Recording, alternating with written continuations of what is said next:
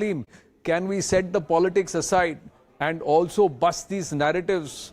Because you know very well that there are a few who have played this elitist game within the Muslim fraternity itself, within the Indian Muslim community itself. It's time to call this out. Will you put your hand up and say, I am in support of a common law? Okay, so good afternoon firstly. And yes, this seems like a very exhaustive survey. So congratulations to the CNN News 18 team. I'd like to iterate once. It's not about being for and against the motion. Right now, the certain misgivings in various communities and groups, and it's not just a Muslim group that it's being made to be. Like even the Sikh group, the Shiromani Gurudwara Parmandik committee has certain misgivings because they feel that the distinct identity of a religious group might get eroded. So there are certain apprehensions from various sections that have come out. Even Mr. Shashi Tharoor has pointed out that it's not about being for and against, because firstly we need to see the draft. What is the draft? What is the architecture of the draft? And then we need to take the various stakeholders into account and ask their opinion. Doing a survey is great by itself. The biggest grouping who are going to get affected are Hindu women and Muslim women. And then, of course, Christian women, Sikh women, Parsi women. It's in the same order in terms of how it comes. Yes. Now, the Shiromani Gurudwara Prabandhak Committee, you know very well who drives it, which political party drives it, and what their political position is, Saira ji. So I am asking you, are you in support of a common law? Let's steer clear of the politics. No. I'm not doing any politics here because I'm very pro-women, and you know that I am very vocal about women's rights. I'm simply going to say that I'm not going to give my consent on something that is grey. Okay, I'm right now agnostic on the issue. I want to see the draft. What is the architecture of the draft? And definitely if it's about equal inheritance, right. Now we've got news just coming through. Maharashtra Deputy Chief Minister Devendra Fadnavis has reacted on News 18's UCC survey. First reaction on the mega UCC poll already coming in. Maharashtra Deputy Chief Minister Devendra Fadnavis has now reacted. He has spoken to CNN News 18 and he has said that Network 18 survey clearly shows that the common person on ground is in support of a common civil code. It's the first big political reaction that's come in within 15 minutes of us putting out our survey here on CNN News 18.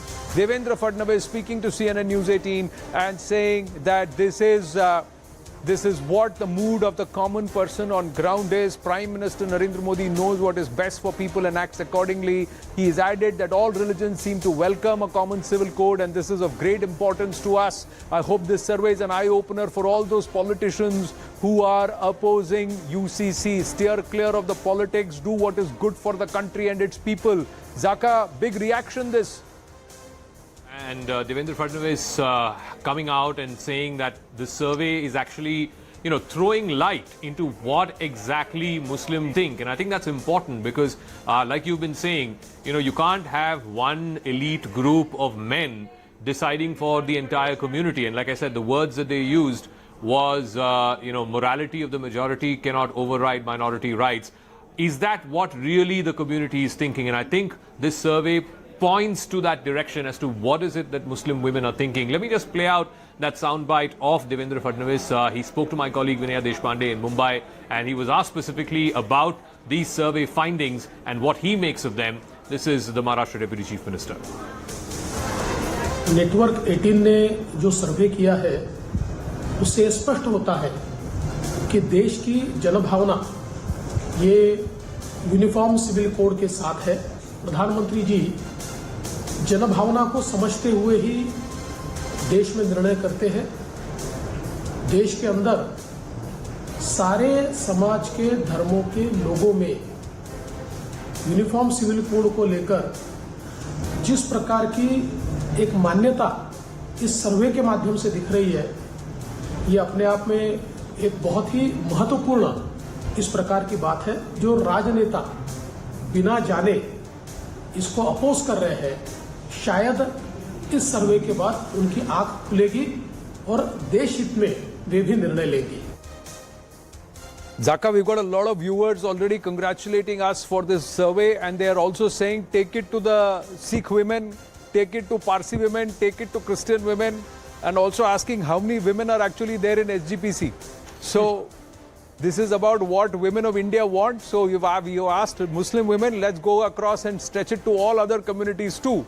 So clearly, huge amount of welcome for what we have for our effort here. Yeah, absolutely. Like I said, I think the idea of this survey was to understand through a representative sample of Muslim women as to what do they think about the issues in a uniform civil code, whether it's marriage, divorce, succession, etc. And I think on the issue of inheritance/succession, it's very, very clear that Muslim women want just the same rights as Muslim men do, which is why this whole idea of just 1/4 property being bequeathed to a Muslim daughter or a Muslim woman, whereas the son gets half or more than half, that just doesn't stand the test of law. If you were to put that to test of Article 14 and 15 of the Indian Constitution, it simply doesn't stand because it is an unequal method that has been arrived at. Also, remember, these are not codified laws. Muslim personal laws have not seen any meaningful reformation since 1937, since the abolition of the Muslim Marriages Act and since the introduction of the Sharia Act, as it were. There has been no meaningful attempt to try and reform Muslim personal law until a few years ago when the practice of triple talaq was banned. Right. That is the first time that there has been any sort of meaningful attempt to try and reform Muslim personal law. Whereas if you look at Hindu personal law, Christian laws, etc., have seen from time to time, either through the courts of law or through legislation in Parliament, they have seen several reformative movements. So I think that is again something that is revealed very clearly in this survey, that it's high time for some of these civil aspects, like you said, civil contracts, to have a uniform nature, whether you happen to be a Muslim woman or a Hindu woman or a Christian man or a Sikh woman.